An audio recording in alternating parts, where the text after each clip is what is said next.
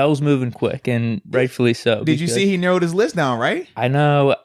I was thinking Steelers, and it's just not happening. But see, you would think it's Steelers. I said, okay, he could go Steelers. I can see that. But I said, personally, I didn't think either side needed each other. I didn't think the Steelers. It wasn't a need. Right. Need. But there is a team on that list. Did you see he lowered his list? You saw the 3 he had on there? Real quick, though, could I ask you beforehand? Just because everything's moved so quick, where he's going to sign today probably. Mm-hmm. Or I didn't get your answer for this. Would you have wanted him with the Steelers? Would you have been good with that? If it worked out, sure. Because remember, people made it big. People tried to paint L. Bell in the AB picture or in the AB category.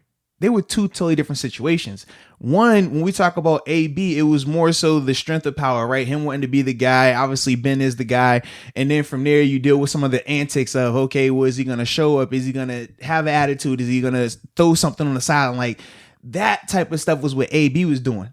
L. Bell, 4 years being his teammate, not once did we see that. And I know people say, well, he was late he didn't show up to the Jaguars game, the walkthrough before the Jaguars game. I'm sure by now we've all seen that numerous people have missed said walkthroughs before games, and it has zero to do with your performance, because we saw, if you remember in that game, he actually dominated. He looked really good, had the big time catch over Telvin Smith in the end zone. Or Tevin Smith in the end zone. So, no, I said it right. Yeah, Telvin Smith, excuse me. So, when I thought, like, when that whole narrative was created that Bell's a bad team, I was like, no, that's not the case. And then they went to the narrative of, well, because he lied to the players about when he was going to come back, that's why they don't want him in there. No. Now, when you asked Ramon and Pouncey at the time, yeah, they said what they said, but you've also seen them go on record after the fact and say that, hey, man, we're past that. That we're not holding out to a grudge, because at the end of the day, that was business. Fans are quick to say it's business if it's working for the organization, but when it comes to the players and they try to operate with business, it becomes, oh, no, it's personal. It's an issue. It's a cancer. That was never the case. So with all of that being said, it was never going to be an issue in terms of if L. Bell could return and if he would fit in and the guys would embrace him with open arms.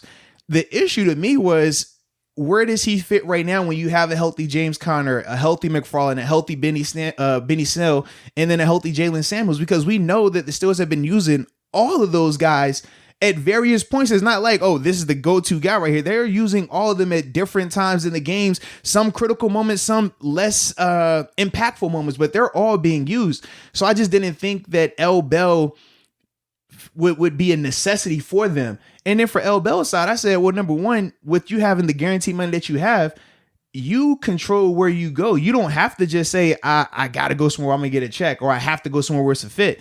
You really can do what you want right now, whether you're looking for money, are you looking for location? Yep. Are you looking for the chance to dominate? Are you looking for somewhere to chase a ring? Like, you have that luxury right now. So that's why I didn't feel that either party necessarily needed each other, but I wouldn't have been surprised if they did link back up. I think it still would have been a good fit, though, because if Bell came on the roster, I think he would have been the best running back on the team right away. True. Now, that's the question. What do you want? Would it have started off with him getting a 50-50 split in the backfield? Maybe he only ends up getting 60 as the season goes out. But maybe he's good with that. Like you said, it all depends on what you want. Maybe he just liked the Steelers culture and kind of missed that a little bit. So I think it would have been a good fit. I was definitely down for it because, like you said, I don't think the drama was really there. I just think a lot of that was fabricated. And which we've seen numerous times from the media. Like, they do that. And that's why a lot of times we would say, as players, we don't pay attention to that stuff, because we know every week, as we said this last podcast, as much as fans and media like to say the Steelers don't like drama, they don't want drama, they're constantly trying to throw drama on the team and surround the team in drama. So that's why a lot of times as players, we wouldn't even entertain what the media was trying to push in terms of a narrative, because we already know within the locker room how we're going to operate. We already know, even if that was perceived as, oh, me and this guy have our differences. Yeah, for that situation, that's what it was. But now it's totally different. We're not worried about that. We as athletes, man, you compartmentalize, you move on, and you say, well, what's the common goal? 7th ring. Absolutely. Whatever the common goal is, that's what we focus on. We don't have time to worry about all the other outside noise. So that's why I never felt there was going to be an issue for L. Bell, because sharing a locker room with L. Bell for 4 years, I already know the guy. I know the guys in that locker room because it's still a good amount of carryover from when I was on the team. So that was that whole scenario with that. But for L. Bell, the only thing that in terms of why I didn't think it was a good fit for him necessarily from an offense standpoint, yes. But the way the offense is being run now with them using all of their running backs, that's not what L. Bell necessarily thrives in. He's one of those guys kind of like James Conner. The more he gets to touch the ball, the better he's going to get. Now, obviously, the offense in Pittsburgh is a lot better from a protection standpoint with the offensive line and the receivers. And I mean, the quarterback, that's a no-brainer there. But I just felt like for L. Bell, you're kind of deciding between I can go somewhere where they're still a contender like the Bills, right? Or even the Dolphins. Now, the Dolphins aren't a contender in that full vein, but he's got the backfield. But in those places, you're going to be able to be the guy. In Kansas City, I was kind of like, you can go there for the ring-chasing element of it, but we saw even with Clyde Edwards, they haven't been using him as much either. That was a cool take by me. Well, all of us. And the thing was, but I feel like because they have so many weapons and because their offense is predicated on Mahomes, it's a different mentality. Whereas if you go to a place like a Buffalo or even a Miami, where like right now in Buffalo, for example, Josh Allen, he's doing a great job throwing the ball, but they haven't had the sustained running game success or even the catching out the backfield element of it. L. Bell in a scenario like that, now you're still on a contender, but you're going to have a prominent role that's not going to vary week to week. Whereas when you're talking about Kansas City and Pittsburgh, that role is going to vary because it's just how the offenses are structured. You don't have to say, I got to get this guy his touches, otherwise we're not going to be successful. You don't have that same feeling. Whereas Buffalo right now, they're heavy reliant upon Josh Allen playing great. If Josh Allen has an average game, which he did on Tuesday night, you see the results. You have to play perfect if he isn't out of this world. If he's average on a day, everybody, you can't have the turnovers. You can't, and they don't have the personnel right now with Singletary. He hasn't shown that he can be a guy that you can hand the ball off to 20, 25 times. And he's going to just be, hey, he's going to produce. We haven't seen that consistently yet. So that was a part of the reason why I'm thinking, man, it makes sense to see him going to say Buffalo because they're a contender and it's still AFC. He's still going to be in the AFC East. You get to see the Jets again, which you want to stick it to.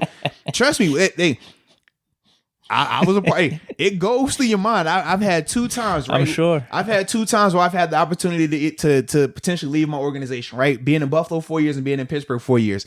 And during that midst of when you're about to leave, you go through that thought process of, man, you know what? I should go in the division because I would love to stick it to this team twice a year. But then it just depends on your feelings about the teams in the division in terms of, well, all right, do you want to go over there? Because they got pieces over there. So that's not going to be the best fit. But you thinking about it because if you get the opportunity to stick it to your old team, it's no better feeling. Man, when I signed here in Pittsburgh, literally, it was a preseason game in 2014, the preseason game versus the Bills. Man, I had me some hits. I'm out that joint. I'm talking like this was the Super Bowl. Yeah, boy, I told y'all wouldn't let me walk. This and that and that. It's just what you do. It's what you do. Because you want to prove to them that y'all let a good thing go. So with L. Bell saying Buffalo, I'm like, I could definitely see that because you're going to see Gase for certain this year. For certain you're going to see him. And it's no you better got the feeling, better team now. No question. There's no better feeling to show him like you were using me wrong. It wasn't me. L. Bell showed up best shape. Was like we saw the pictures. We know what he looks like. He's ready to go. It's not like a year ago or the year prior to that when he came off the holdout. It's no. This is L. Bell. Think 2016, 2017 from a conditioning standpoint. He's good to go. He just needs the opportunity, the right situation right now. And the teams that he listed, I still don't know. I know why he said Miami. I feel like from a tax standpoint, being in Florida is very beneficial. The weather is nice. But outside of that, throw Miami completely off your list. Unless you're looking long term and hoping that in a year. Thing. What do you want? Yeah, that's the right. thing. But to me, in this scenario, I don't see him signing some type of multi-year deal. I would assume 1 year deal, and then you try to hit the market again in free agency, which I thought it kind of made sense for the Steelers as well. Just because, all right, this be a 1 year deal. We have all these other guys that we're trying to sign. So it's just like, all right, we're both going for the 7th ring. Bell's trying to show out a little bit. But that's why I say it depends on what he wants. If he's looking for 100%. a ring opportunity, Pittsburgh, Kansas City are great for him. But that's not going to get him paid in terms of productivity because he's not going to be the focal point. It's not like 2016, 2017. Whereas if you go Buffalo, you still are in the mix to compete for it, right? You could be a big boost to them offensively in their efforts. But what you are definitely going to do is be able to put up numbers on top of that so you can get paid again.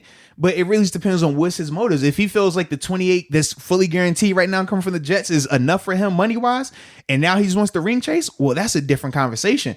But we don't know his motivation, and there's nothing wrong with it. No, trust me, I know Hall of Famers that said, man, I went out here to get money. I wasn't going ahead to win a Super Bowl. I was trying to get paid. Then I know guys that have never got the big deal, but they were always like, man, I wasn't chasing the money. I was chasing the ring. If I get that ring, I felt like that was enough for me because that's what I cared about more.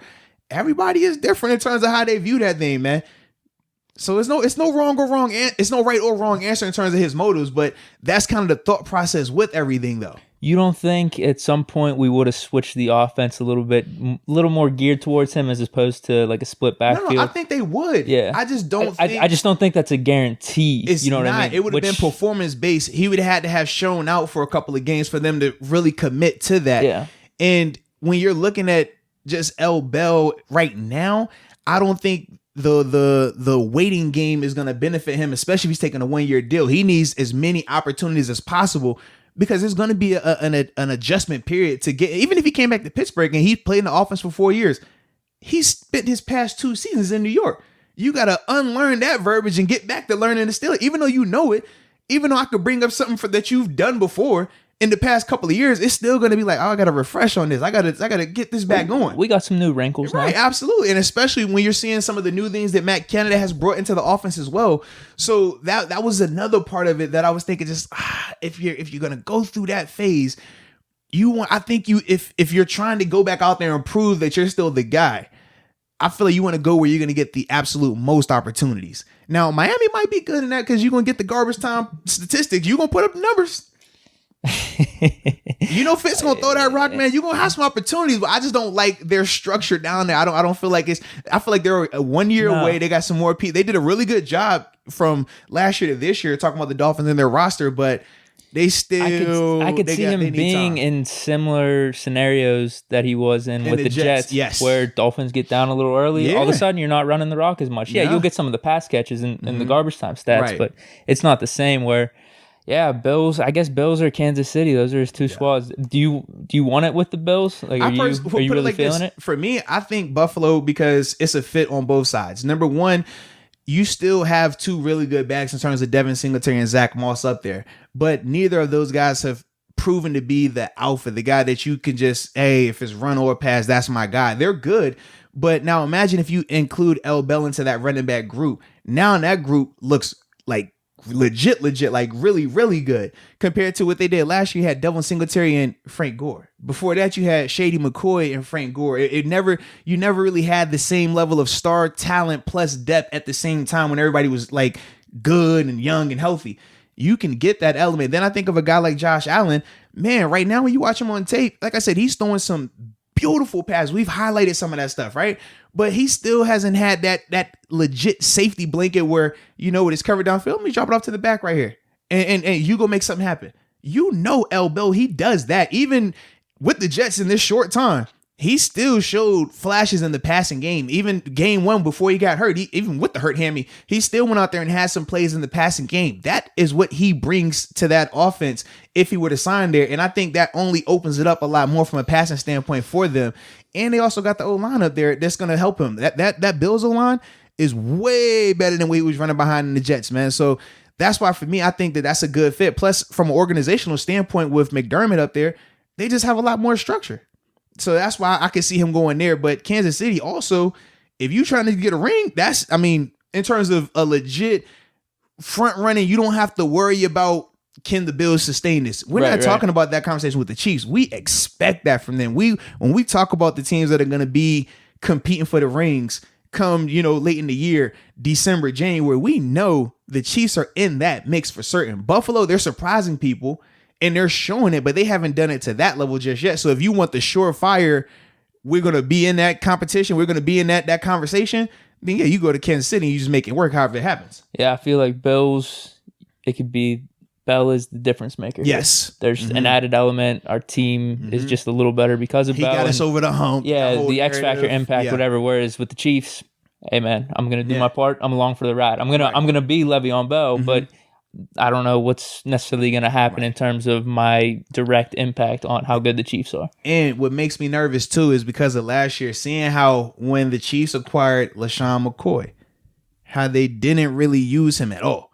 For the whole year, he just sat on the roster. They tried at the beginning, did, but they turned away because they said, man, that's not working for us right now. We're going to go what we go with. So you really never got a long sample size for him to even catch up and see if he still had anything. Like I said, prior to the trade, or excuse me, prior to him being released in Buffalo, he was very productive. He was their guy.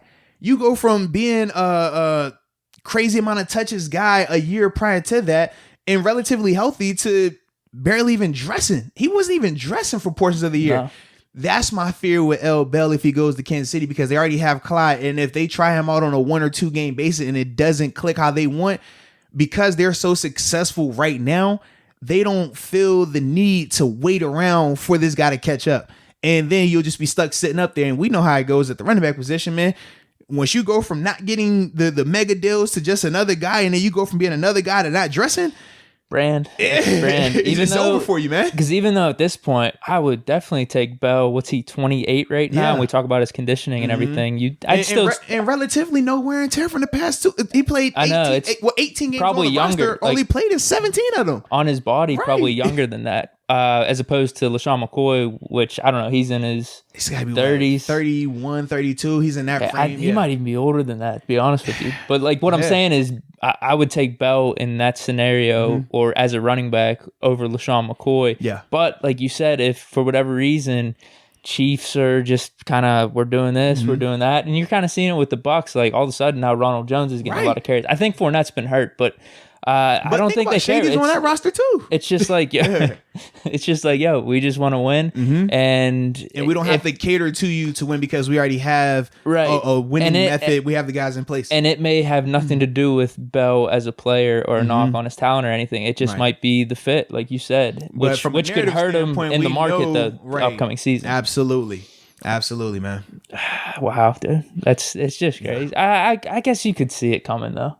Well, them releasing him. Yeah. They were trying to trade him. There was obviously a lot of stuff going on last year where Gase was saying he didn't even want to sign Bell, but the general manager did. Yeah, they had a different general manager before they had the head coach. So you bring in the guy and he says, I'm signing L. Bell. But then when you bring the coach in, coach doesn't want L. Bell. From then on, it's a recipe for disaster. But this is why we keep harping in terms of, when I say we, not even a lot of the media people, because they're 50-50 with this, but a lot of the players, while we harped on the guaranteed money element of it, I know people kept bringing up, well, the Steelers offered him more money. On a per year basis, on a total contract basis, yes, the Steelers offered more money. And they had rolling guarantees, which essentially was, if you're on the roster come March of the following year, your money for that year will be guaranteed.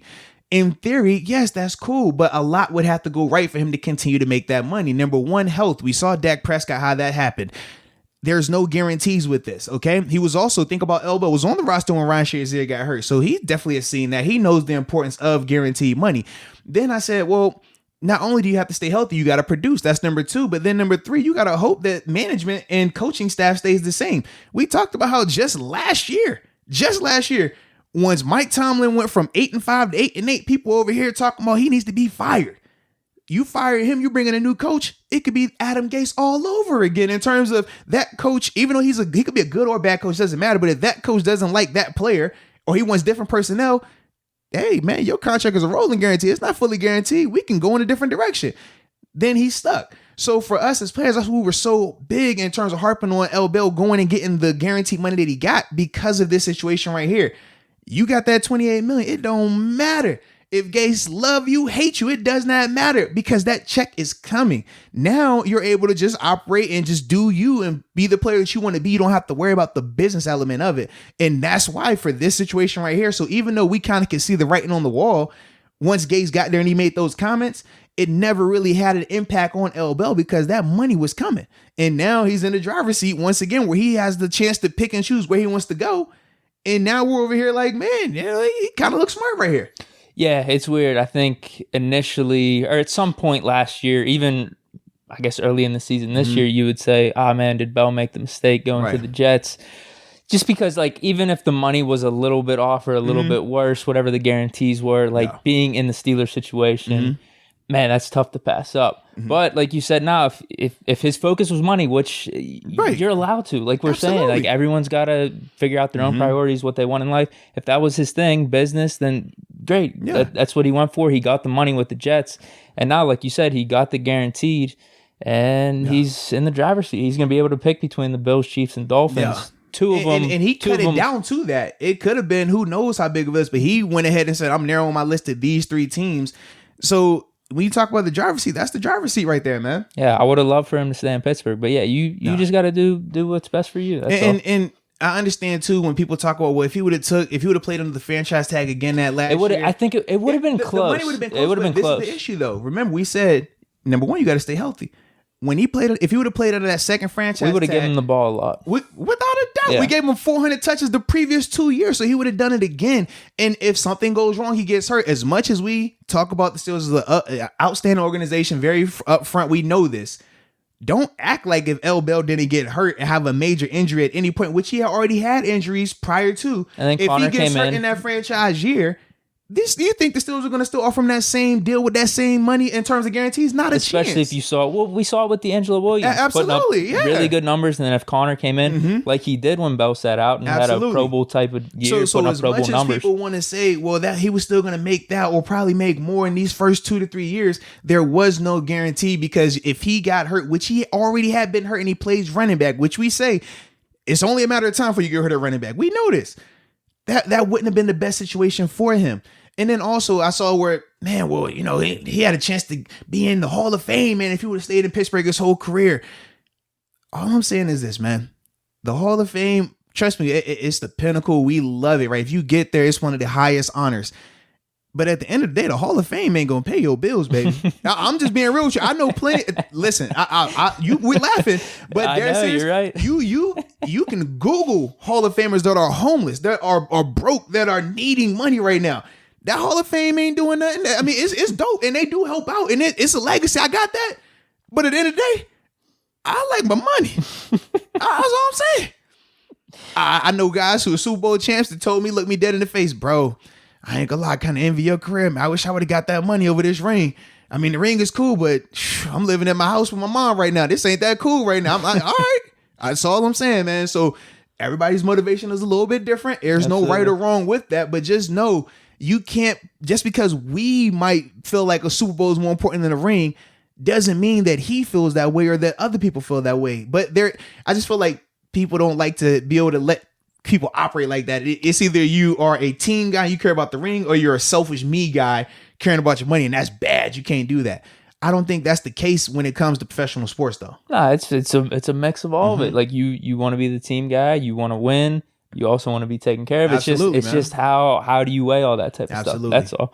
And it, as weird as it sounds, you're right. Bell's in the driver's seat. He's going to be picking between 2 AFC contenders legit here. Contenders right now, man. We're both throwing Miami out there, but we'll see. Like I guess we'll see. Miami I don't know. is cool. Location, from a tax standpoint, I mean, we know how Florida works when it comes to tax, baby. It's a great situation. So it's things like that I can see. Like I said, weather-wise, for me personally, I don't think L. Bell in Miami is a good situation.